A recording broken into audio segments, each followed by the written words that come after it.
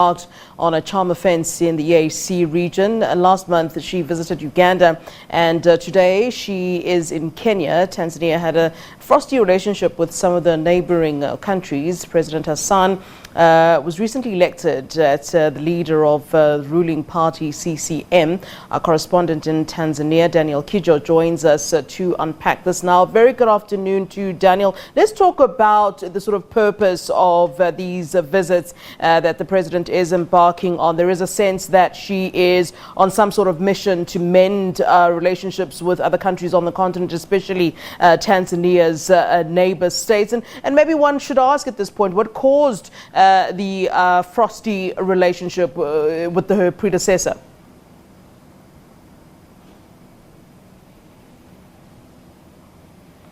Thank you so much for having me.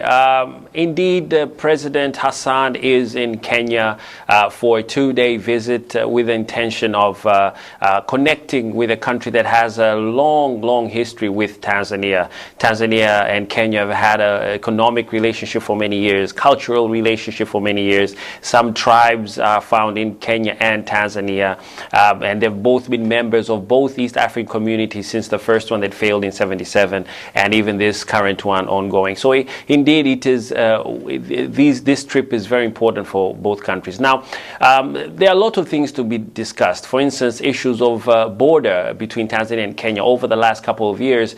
Even before the COVID-19 border issue, there have been disputes between Kenya and Tanzania. Also, we know that the president is going to meet members of the business community who have about 7 issues that they want to discuss with President Samia. 7 issues that they believe are meant to perhaps improve the business relationship between Kenya and Tanzania.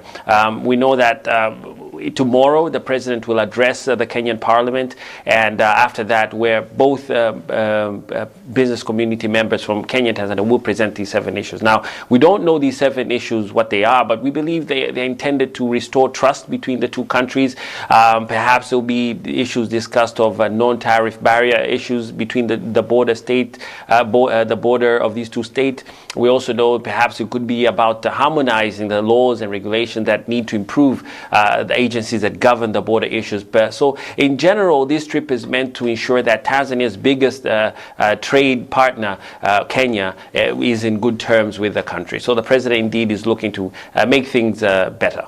And I wonder at this point, Daniel, I mean, how likely is it that, she'll be able to create these better relations? Will we see that post her visit? I mean, the reality of the situation is that, she is a woman. We're living in a very patriarchal continent. There are, some sexist views. And I wonder if her predecessor failed, how likely would it be for her to manage to have these sort of great relationships with the neighbors? I mean, I do get a sort of sense that she is very much well liked on the continent, but let's talk to that.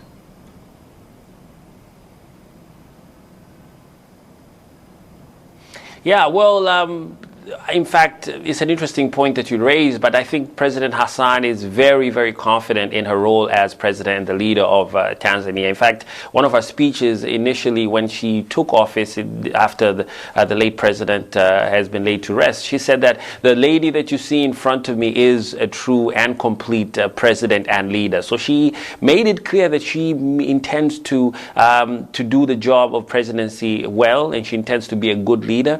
And in fact, her style of leadership has already been felt by Tanzanians in the way that she addressed the nation, in the way that immediately in taking office, she's already traveled to 2 Eastern African neighbors. She's already reached out and talked to different global development partners like the IMF. Yesterday, she had a video conference call with the president of the IMF. So she is bringing her own brand of leadership that perhaps may not be as tough looking on the outside or as aggressive as her predecessor, but indeed she is as strong. And she has also internally in-house met a lot of private sector players and also international investors who want to come into Tanzania, including Kenyans, that she means to open up the country, improve all the issues of bureaucracy that have held a lot of global investors away from Tanzania, and that she wants Tanzania to have a better standing with other countries in the East African region